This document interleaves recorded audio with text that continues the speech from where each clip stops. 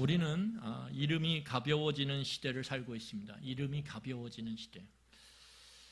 예전에 대통령 하면 나라의 아버지처럼 여겨지던 시대도 있었고 그것을 강제하고 강요하던 시대도 있었습니다. 하지만 요즘은 대통령 그러면 동네 강아지처럼 아주 가벼운 이름으로 그렇게 우리는 아무렇게나 부르고 그 이름을 아무렇게 부를 뿐만 아니라 그 이름을 가진 자를 향해서 우리는 서슴없이 욕을 퍼붓습니다. 이름이 가벼워진 시대죠. 아버지, 어머니 이름만 들어도 우리의 마음에 큰 감동으로 밀려오는 그러한 이름이 요즘에는 정말 가벼워졌다 못해서 오히려 부모를 향해서 폭력을 행사하고 부모를 업신여기는 그러한 일들이 많이 일어나고 있는 것들을 우리는 뉴스를 통해서 접하게 됩니다. 여러분, 이렇게 가벼워지는 시대가 교회도 예외가 아니라는 거예요. 교회의 이름이 얼마나 가벼워졌는지 몰라요. 그래서 세상 사람들은 교회 그러면 뭐라 그러냐면 교회가 뭐 다 그렇지. 교회는 뭐 다 그런 거야. 라고 그렇게 말하고 그렇게 대합니다. 여러분, 오늘 이 시대를 향해서 우리는 인스턴트 시대라 그래요. 인스턴트 시대. 인스턴트가 뭐죠? 바로 즉각. 그런데 이 인스턴트 시대가 먹는 것뿐만 아니라 모든 삶의 저변에 다 스며 있다라는 거예요. 그래서 그 인스턴트 시대가 가져온 폐해가 바로 이름의 가벼움이에요. 여러분, 곰국 그러면 어떻습니까? 딱 들을 때 안 드셔보셨어요? 딱 들을 때 곰국 그러면 한 이틀, 3일 푹 고운 생각만 해도 막 진한 느낌이 나는 그런데 저 마트에 가면 맛있는 곰국 그러면서 있어요. 3분이면 오케이 뭐 있어요.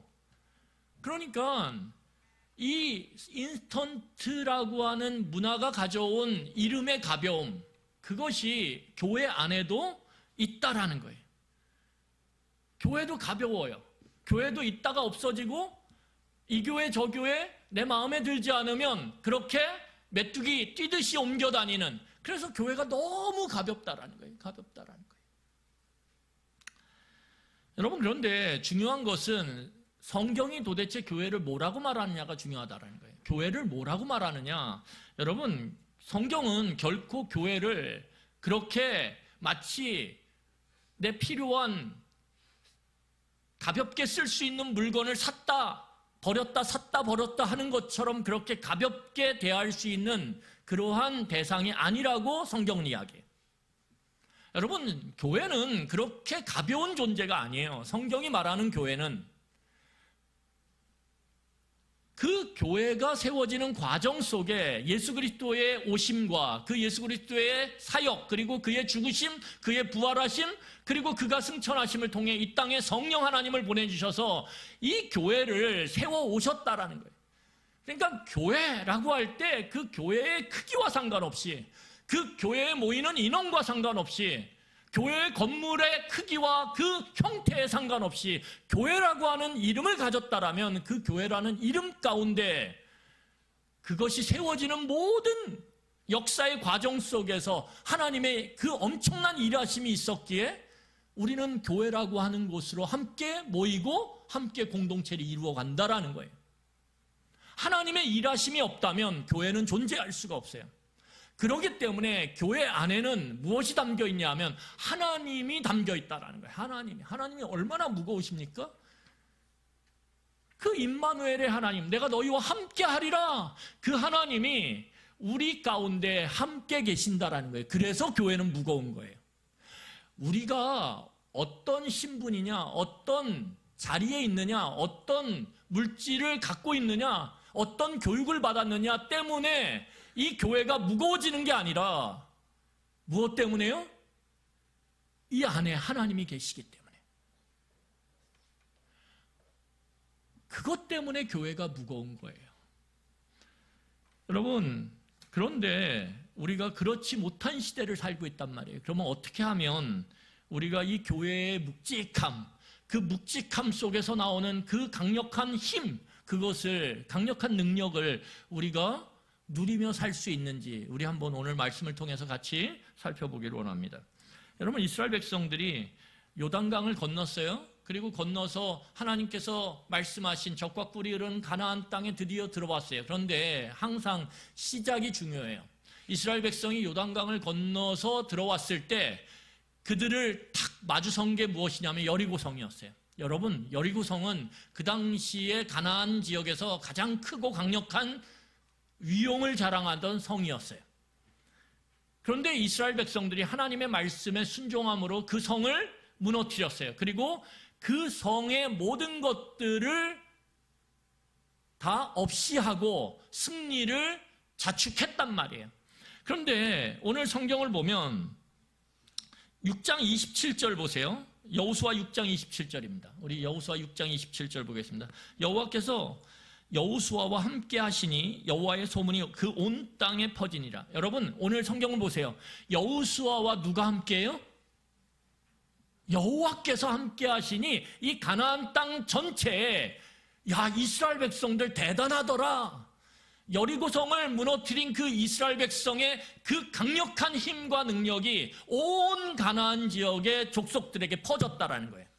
그런데 오늘 성경이 이야기하는 게 뭐냐면 여호수아의 그 탁월한 전술, 전략, 싸움의 능력, 그것 때문에 이 가나안 땅에 이스라엘 백성에 대한 소문이 퍼지고 그들의 마음이 녹아내린 게 아니라 오늘 뭐예요?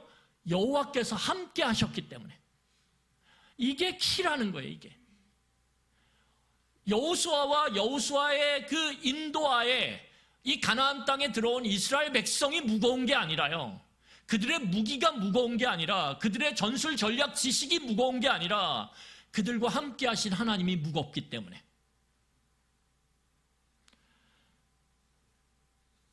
여러분, 사람은 다 계산을 해요. 우리는 살아가면서 아침서부터 저녁까지 수많은 계산을 합니다. 내 삶에 대한 계산도 하지만 내 자녀들에 대한 계산, 수많은 계산들이 우리의 머릿속과 우리의 마음속을 그렇게 돌아가게 만들어요. 그래서 사람은 다 자기 이익에 충실합니다. 여러분, 그리스도인들은 그러지 않을까요? 그리스도인들도 그래요. 그런데 그 자기 이익에 충실한 게 나쁜 게 아니라는 거예요. 우리는 그렇게 살아가야 돼요. 그런데 자기 이익만 충실하면 문제가 되는 거예요. 자기 이익에 충실해야죠. 그런데 내 이익만 충실해지면 어떻게 되냐면 내 옆에 있는 약자들이 피해를 보기 시작한다는 거예요. 그러면 우리가 살아가는 이 세상이라고 하는 토양은 어떻게 될까요? 아주 나쁜 산성의 토양이 돼버린다는 거예요. 그래서 나도 죽고 남도 죽는 그러한 못된 땅으로 바뀌어간다는 거예요. 그렇기 때문에 우리가 이익에 충실해야죠. 하지만 내 이익에만 충실하면 우리는 같이 공멸할 수밖에 없다라는 거예요. 그래서 그리스도인들은 내 이익을 누리지만 그것을 나눌 수 있는, 그것을 베풀 수 있는, 그래서 우리가 살아가는 이 사회의 토양을 좀 더 좋은 토양으로 만들어가야 되는 사명이 있다라는 거예요. 여러분, 계산을 해요. 그런데 그 계산을 우리는 하면서 살면서 어떻게 해요? 아, 이렇게 되겠구나. 우리는 추측하고 판단해요. 그런데 거기에 의외성이 생기면, 의외성이죠.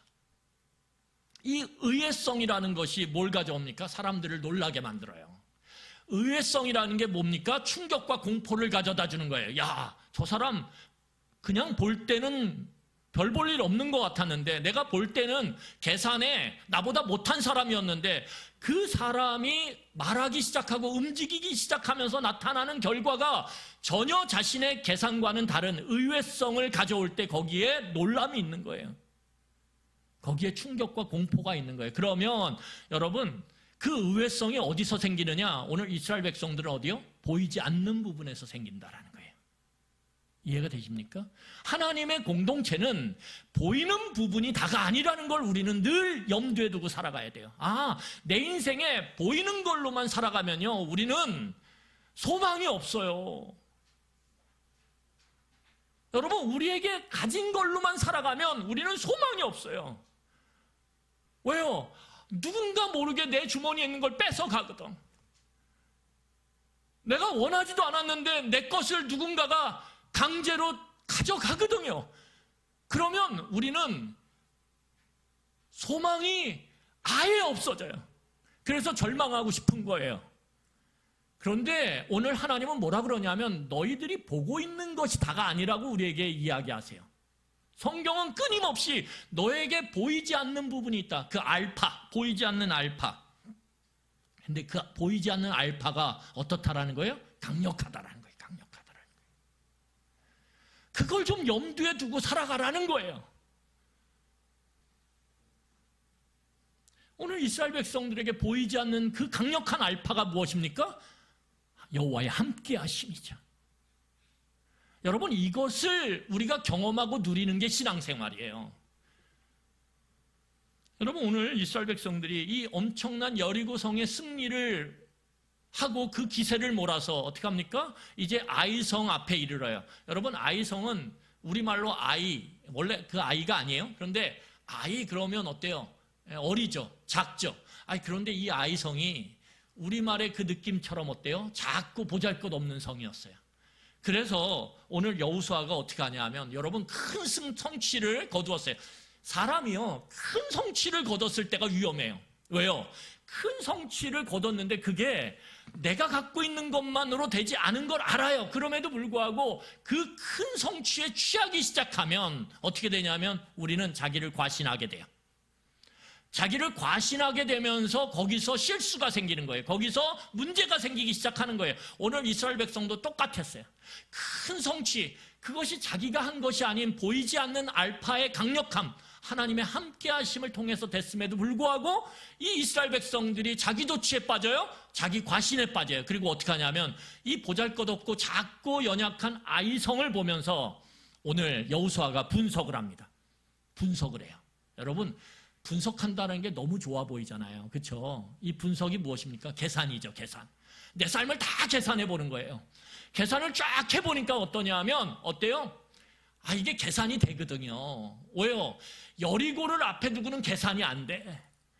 계산이 안 되니까 어떻게 합니까? 보이지 않는 하나님의 그 강력한 알파, 그 말씀에 순종을 해요. 듣기 시작해요. 왜요? 내가 할 수 있는 게 없으니까. 그러니까 들어. 그런데 아이성을 보면서는 어때요? 큰 성취의 그 자신감, 그 고조됨 속에서 아이성을 보니까 보잘것없거든요. 그리고 그 아이성을 보면서 이스라엘 백성을 보니까 훨씬 더 압도적인 숫자를 자랑하거든요. 그러니까 어떻게 하냐면 이 여호수아가 하나님께 묻지 않아요. 하나님의 말씀을 들으려고 안 해요. 보이지 않는 그 강력한 알파를 염두에 두지 않아요. 그리고 어떻게 하냐면 어떻게 합니까? 계산하기 시작해요. 내가 갖고 있는 걸 세보니까 아이성 정도는 얼마든지 우리가 이기겠다. 그러니까 이 계산을 하기 시작하는 거예요. 여러분, 계산하는 게 나쁜 게 아니에요. 그런데 여호수아가 뭐만 하기 시작하냐면 계산만 하기 시작하는 거예요. 계산만. 그리고 보이지 않는 하나님의 알파, 지금까지 자신들을 그 광야 40년 동안 그 애굽에서 그 강력한 바로의 손아귀에서 불가능한 일을 가능케 하시는 그 역전의 하나님을 경험해 온 걸 다 삭제해버려요. 그리고 어떻게 하냐면 지금 저건 내가 할 수 있겠다. 그러니까 어떻게 해요? 계산하고 계산에 따라서 움직여요.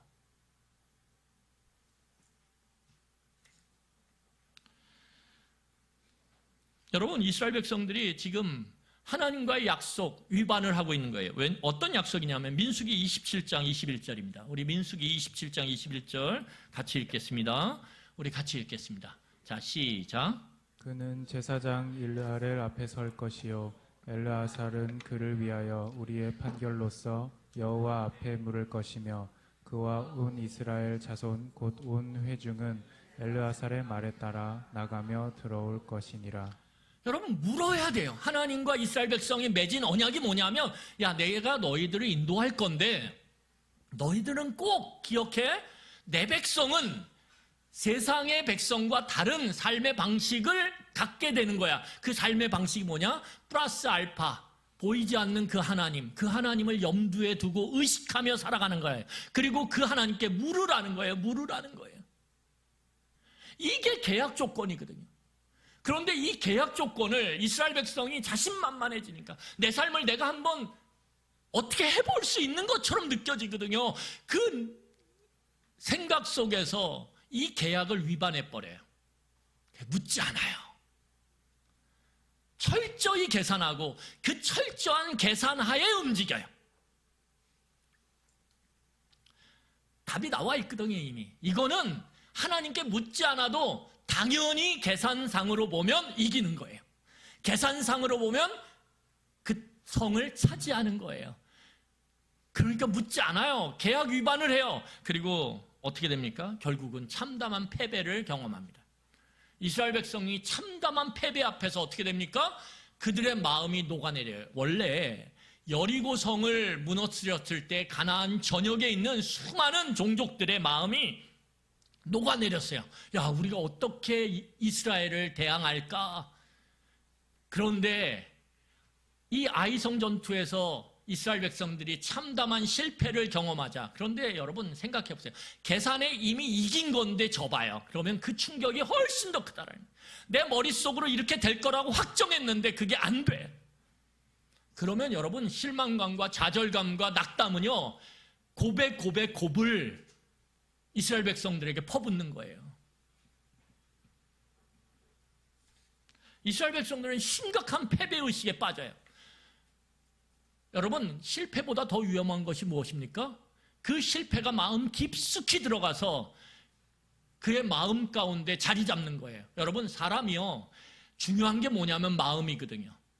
그래서 우리 속담에도 뭐라고 얘기해요? 마음 먹기 나름이다.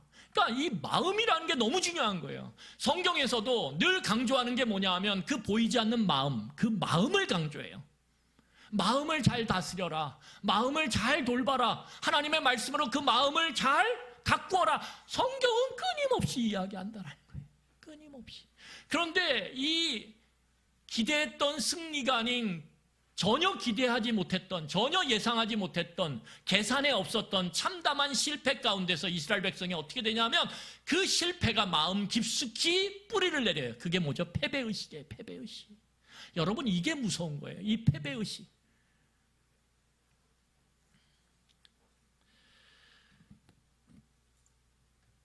여러분, 이스라엘 백성들이 이 패배의식 가운데 이제 하나님 앞에 여호수아가 대표로 나와요. 자, 7절을 보세요.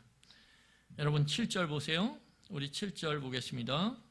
제가 읽겠습니다. 7절에 뭐라고 얘기하냐면 이르되 슬프도소이다. 주 여호와여 어찌하여 이 백성을 인도하여 요단을 건너게 하시고 우리를 아모리 사람 손에 넘겨 멸망시키려 하셨나이까. 우리가 요단 저쪽을 만족하게 여겨 거주하였다면 좋았을 뻔하였나이다. 여러분, 이게 이스라엘 백성들의 아주 날마다 앵무새처럼 떠드는 말이에요. 승리했을 때는 거침없이 그렇게 하나님 의식하지 않고 하나님 무시하고 나가다가 실패만 하면 작은 실패 앞에서 그만 낙담해서 어떻게 됩니까? 아유, 왜 우리를 여기까지 데려오셨어요? 왜 나를 여기까지 인도하셨어요? 왜 예수 믿게 하셨어요? 왜 하나님을 알도록 하셨어요? 그냥 저쪽 예전에 삶에 그냥 있었으면 내가 더 편하고 좋았을 텐데 왜 하나님 굳이 하나님 나를 데리고 오셔가지고 나를 구원하셔가지고 왜 여기까지 데리고 오셔서 실패하고 이 좌절을 느끼게 하시냐고. 여러분, 이게 이스라엘 백성 40년 동안에 날마다 반복했단 말이에요. 광야에서. 왜 그러셨냐고. 왜 그러셨냐고. 왜 가만히 놔두지 그러셨냐고.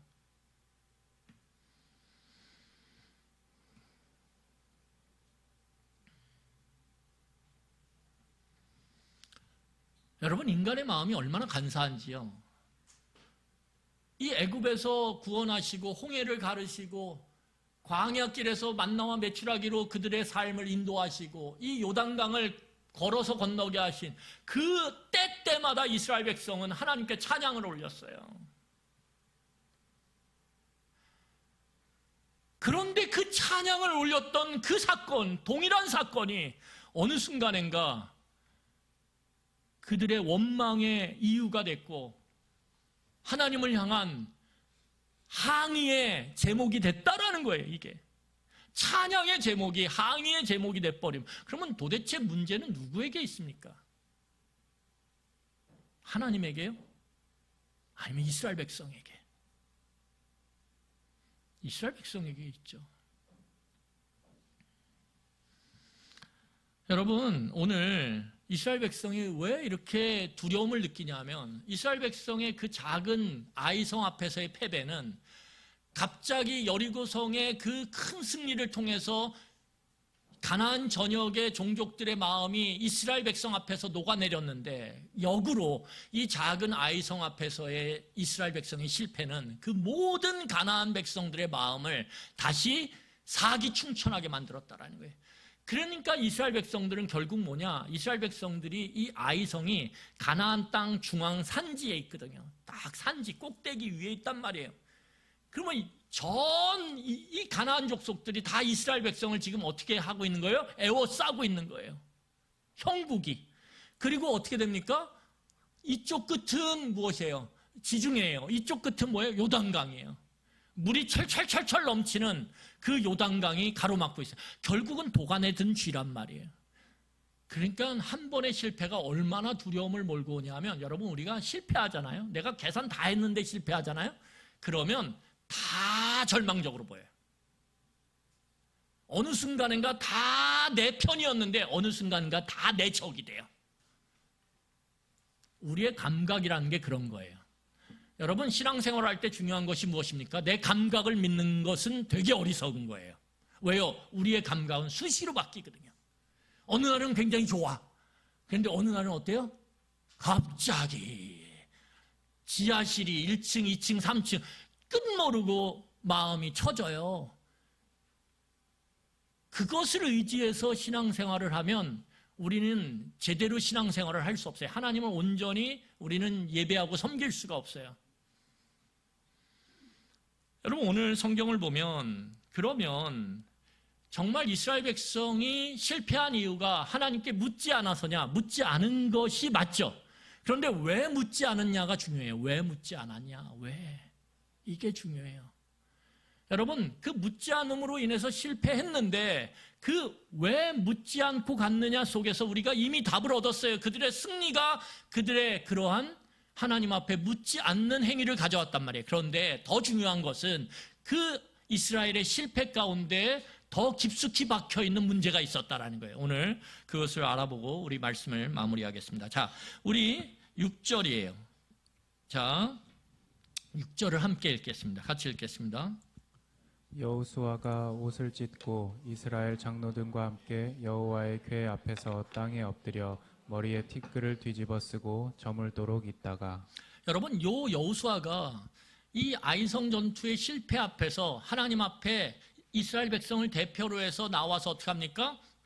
장로들과 함께 하나님의 궤, 하나님의 언약궤 앞에서 하나님의 임재의 장소죠. 그 언약궤 앞에서 땅에 엎드려서 머리에 티끌, 흙먼지를 막 뒤집어 쓰면서 어떻게 해요? 엎드려 있다라는 거예요. 옷을 찢고. 이게 뭐냐면 전형적인 하나님 앞에서 범죄한 자들이 회개할 때 하는 행위거든요. 그러면 우리는 이렇게 생각할 수 있어요. 야, 여호수아와 이스라엘의 지도자들, 장로들이 하나님 앞에 묻지 않고 그렇게 자기 임의로 전투한 것에 대해서 실패한 후에 회개를 하는 건가? 이렇게 물을 수 있어요? 그런데 이 6절 다음에 나오는 말들을 보면 이게 회개가 아니라는 걸 알 수 있어요. 자, 우리 10절입니다. 자, 우리 7절입니다. 제가 7절 우리가 7절은 봤으니까요. 8절과 9절을 한번 보도록 하겠습니다. 제가 읽겠습니다. 8절과 9절. 주여 이스라엘이 그의 원수들 앞에서 돌아섰으니 내가 무슨 말을 하오리이까? 가나안 사람과 이 땅의 모든 사람들이 듣고 우리를 둘러싸고 우리 이름을 세상에서 끊으리니 주의 크신 이름을 위하여 어떻게 하시려 하나이까?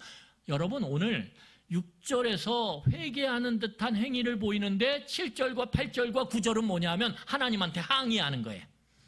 그러니까 지금 뭐 하냐면 옷 찢고 막 먼지를 뒤집어 쓰면서 어떻게 하는 거예요? 하나님 앞에서 항의하는 거예요. 하나님, 왜 도대체 이렇게 일을 하시는 거예요? 저 너무 슬퍼요. 우리 너무 절망했어요. 왜 이렇게 하세요? 왜? 이 작은 전투에서 하나님 도대체 왜 우리를 실패하게 하세요? 이렇게 말하는 거예요. 지금 여호수아가. 하나님께 원망을 하면서 내 인생의 내 삶의 패배를 누구에게 지금 전가시킵니까? 하나님께 전가시키고 있다는 거예요.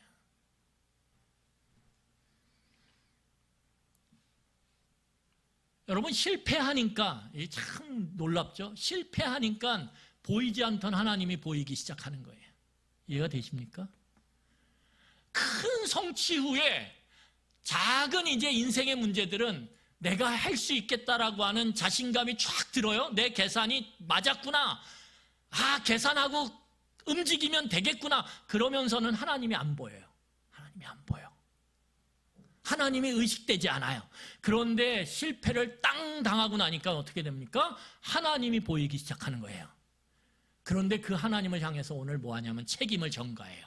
하나님 왜 그러셨어요? 적반하장도 유분수죠. 그렇죠?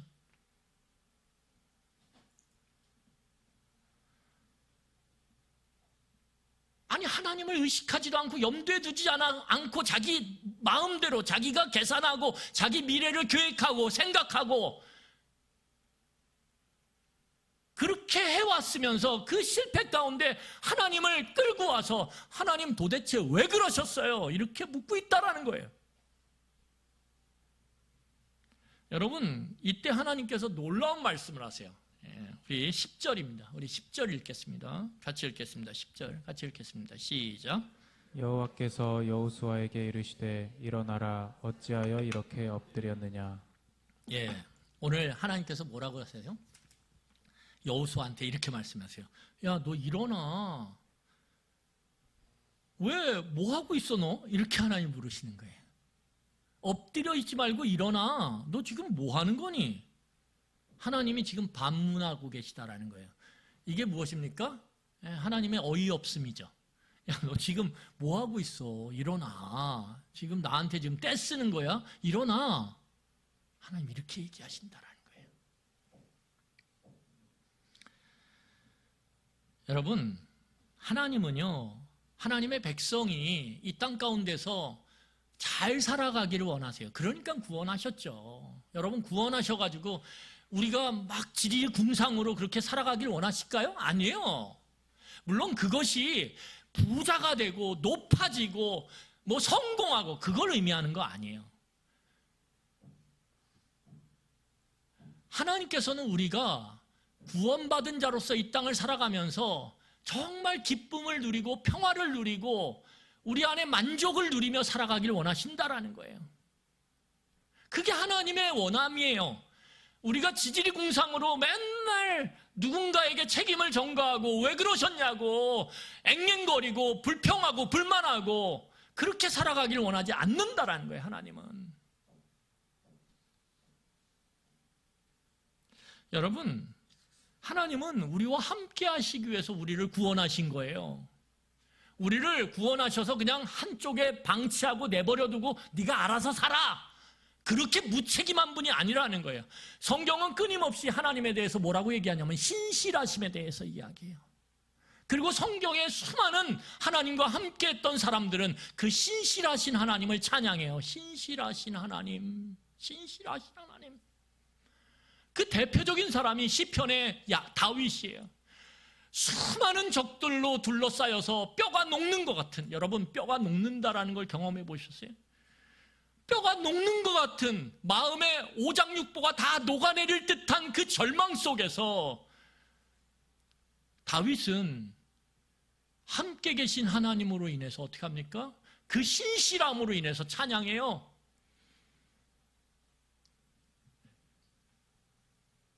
여러분, 예를 들면 어떤 군대 사령관이 군인들을 어떻게 합니까? 모집을 해요. 그리고 군인들을 훈련시켜요. 아주 혹독한 훈련을 시켜요. 그리고 그 군인들을 잘 훈련시켜서 이제 그 사령관과 함께 전투에 참여를 합니다. 그러면 여러분, 군인으로 부르고 그 군인을 훈련시켜서 전투에 함께 간다라는 것은 무엇입니까? 이 사령관이 그 군인들과 함께 목숨을 버릴 각오가 돼 있다라는 거예요. 그래서 그 사령관은 군인들이 목숨을 최소한으로 잃으면서 전쟁에 승리할 수 있는 최대한의 좋은 전략 전술을 어떻게 해요? 짜게 돼 있고요. 그 군인들이 전쟁을 할 수 있도록 총탄을 보급하게 돼 있고요. 그들이 먹을 수 있도록 음식을 보급하게 돼 있단 말이에요. 만약에 어떤 사령관이 전쟁에 내보낸 그 군사들, 그 군인들 뒤에서 그냥 에이 알아서 하다가 죽으라 그래. 그리고 아무것도 보급을 하지 않는다. 여러분 그런 사령관이 어디 있겠어요?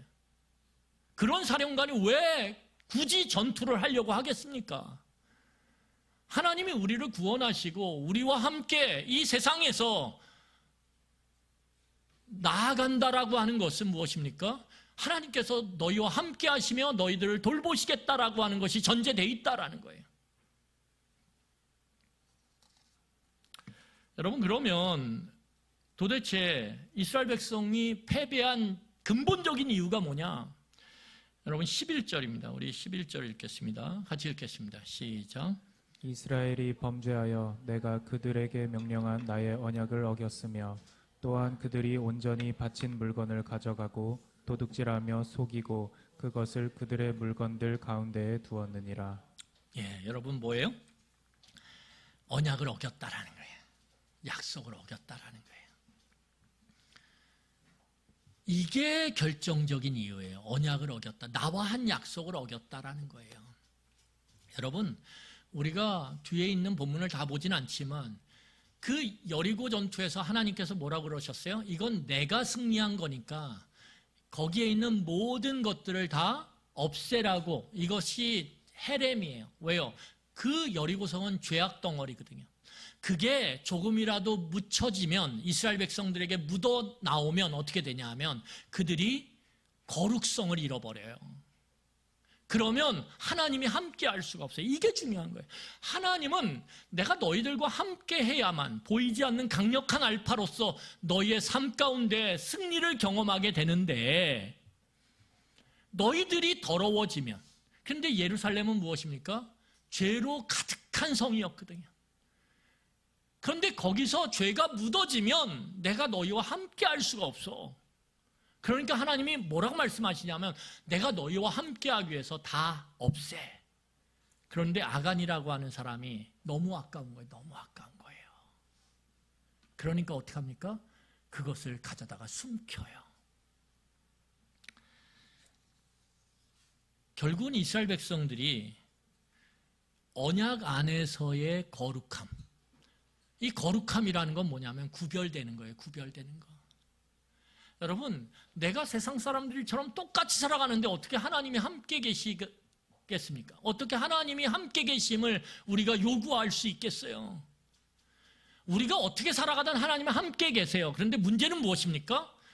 우리가 구별됨 없이 세상 사람들처럼 똑같이 그렇게 살아갈 때 죄의 판단과 죄의 선택들을 해갈 때, 이 죄의 판단과 죄의 선택은 뭐냐면 자기중심적인 선택과 자기중심적인 판단이거든요. 하나님을 염두에 두지 않은, 하나님을 의식하지 않은 판단과 선택을 해갈 때 우리는 자연스럽게 하나님이 우리와 함께 계심에도 불구하고 하나님을 의식하거나 하나님과 함께 계심의 그 연결됨을 우리는 잊게 돼요. 하나님은 여전히 연결되어 있는데 우리의 그 구별되지 않음, 그것이 우리로 하여금 하나님과 우리 사이에 스스로 담을 쌓게 만들고 불투명한 막을 만들어서 하나님을 염두에 두지 않고 우리의 뜻대로, 우리의 중심으로 그렇게 움직이게 만든다라는 거예요. 그럴 때 어떻게 됩니까? 가야 하는 길에서 탈선하게 되는 거예요. 여러분 오늘 우리 말씀을 마무리하며 정리하겠습니다. 오늘 우리가 4주년 감사 예배를 해서 또 성찬이 마련되어 있고 그래서 제가 말씀을 요약을 했어요. 여러분, 우리가 이 말씀을 통해서 몇 가지 생각할 게 있어요. 하나님과 연결돼야 된다는 거예요. 하나님과 연결돼야 된다. 그 연결은 하나님은 우리와 함께 계세요. 그런데 함께 계시는데 뭐요? 연결이 돼야 된다는 거예요. 어떻게 해요? 아주 견고하게, 아주 친밀하게 연결돼야 돼요. 여러분, 부모와 자식이요, 같은 집에 살아요. 함께. 부부가 같은 집에 함께 살아요. 그런데 연결의 그 농도, 연결의 그 크기, 연결의 그 친밀함은 다 달라요. 같은 집에 함께 살아도 부모와 자식 간의 연결이 견고하고 친밀하면 그 자녀는 세상에서 때로 실패하고 넘어지고 좌절해도 나와 함께 계신 부모 때문에, 나를 신뢰하고 힘주고 능력 주고 나를 지원하고 응원하는 그 부모 때문에 그는 다시 털고 일어날 수 있어요. 하지만 한 집에 살아도, 함께 있어도 그 친밀감이 아주 얇고 희미해지면 그 세상에서 실패하고 좌절하는 그 자녀는 홀로 그 절망 가운데 더 깊이 더 깊이 더 깊이 내려가 스스로 삶을 포기하고 절망할 수밖에 없어요. 여러분, 하나님이 우리와 함께 계세요. 우리를 구원하셨기 때문에. 문제는 뭐예요? 내가 하나님과 얼마나 친밀한 관계를 유지하고 있느냐가 중요한 거예요. 여러분, 하나님과 친밀한 관계를 유지하고 있으면 우리는 세상 살아가면서 변동성이 없을 수 없죠. 얼마든지 우리는 그 변동성의 삶 가운데 파도를 타듯 오르락내리락 할 수 있어요. 얼마든지. 그런데 그 속에서 우리는 그 플러스 알파의 강력한 하나님, 그 하나님과 함께 계심을 우리가 의식하고 그 친밀함을 우리가 갖고 있을 때 우리는 일어날 수 있어요.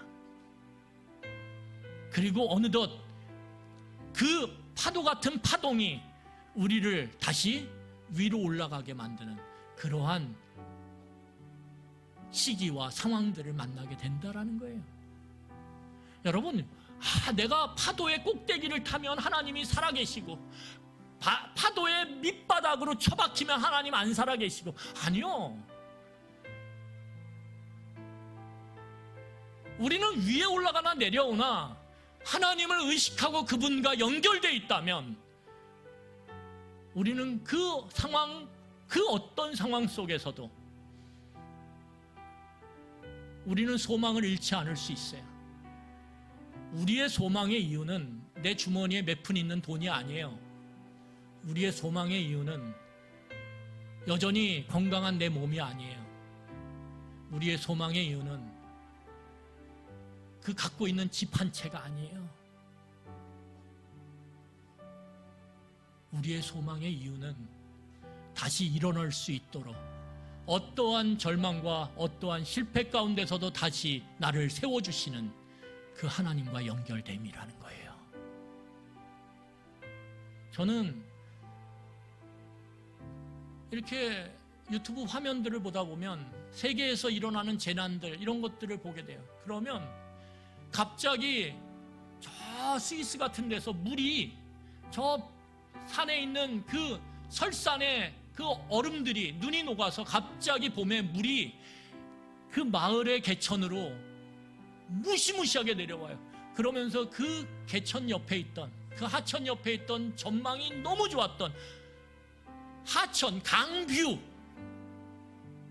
그런데 그 집 자체가 통째로 다 휩쓸려가는 장면을 봐요. 와, 얼마나 무서울까. 그리고 그것 때문에 옆에 나와서 집이 떠내려가는 걸 보면서 얼마나 절망할까. 마음이 너무 아파요, 그런 장면을 보면. 여러분, 우리의 인생에 그런 일이 없을까요? 얼마든지 있어요. 얼마든지. 그것이 없어지냐 있어지냐 너무 큰일이죠. 하지만 중요한 건 무엇이냐면 그것이 있든 없든 우리를 다시 소망 가운데서 한 발 한 발 살아가도록 만드시는 그 이유가 뭐냐 이거예요. 그게 하나님의 함께 하심이라는 거예요. 그러면 있다가도 없는 것, 없다가도 있는 것, 그 보이는 것은 있다가도 없고 없다가도 있는 거예요. 없어졌어요? 소망을 잃지 않으면 쌓이게 돼 있고 다시 있어짐을 우리는 경험하게 되는 거예요. 소망을 잃지 않으면, 여러분, 우리의 마음의 소망을 이 보이지 않는 하나님께 두세요. 그리고 그분과 어떻게 하면 내 삶에 친밀함을 가질지 우리의 마음에 두고 좀 살아가셨으면 좋겠어요. 내가 오늘 하루 하나님과 어떻게 더 친밀해질까? 내가 어떻게 하나님을 더 신뢰하며 하나님과 더 친해질까를 우리의 삶의 중심에 놓을 때 여러분들은 소망의 이유를 갖게 되는 거예요. 세상이 아무리 요동치며 우리의 삶을 뒤흔들어도 하나님이 소망의 이유 되신 사람은 다시 일어날 수 있어요. 넘어질 수 있죠. 좌절할 수 있죠. 세상에 좌절 안 하고 넘어지지 않는 사람이 어디 있어요? 슬프지 않은 사람이 어디 있어요? 다윗도 무지 슬퍼했고, 다윗도 하나님을 향해서 나 죽여주세요. 하나님, 나 왕위를 잃었어요. 내 자식이 나한테 칼을 들이댔어요. 여러분, 그럴 만큼의 절망이 어디 있겠어요? 그래서 뭐라고 그러면 나 죽여주세요. 더 이상 소망이 없어요. 그런데 그 다윗이 날마다 하나님 앞에 기도하며 하나님의 말씀에 귀 기울였던 그 다윗이, 그 친밀함이 결국은 다윗을 다시 일으켜요. 다윗의 노래가 바뀌어버려요. 하나님, 그래도 여전히 신실하심을 찬양합니다. 나와 함께 계신 하나님을 저는 오늘도 바라봅니다. 그 다윗의 소망의 이유가 그를 다시 세웠다라는 거예요. 여러분, 오늘 우리가 이런 구별됨의 모습을 갖고 살아갔으면 좋겠어요. 우리는 구별된 사람들이에요. 그 아간처럼 그거 탁 하면 내 삶이 뭔가 반짝 좋아지겠지. 아니요. 그리스도인으로서 하나님과 연결됨을 우리가 더욱더 친밀하게 하기 위해서 하나님의 말씀을 귀를 기울이고 그 말씀을 살아내세요. 그 다름이, 그 구별됨이 거룩이에요. 그리고 그것은 우리로 하여금 하나님과 내가 친밀하게 연결된다라고 하는 이 친밀감을 날마다 강하고 확실하게 만들 것입니다. 그것이 우리의 소망의 이유가 되는 거예요. 우리 이 시간에 같이 기도하겠습니다.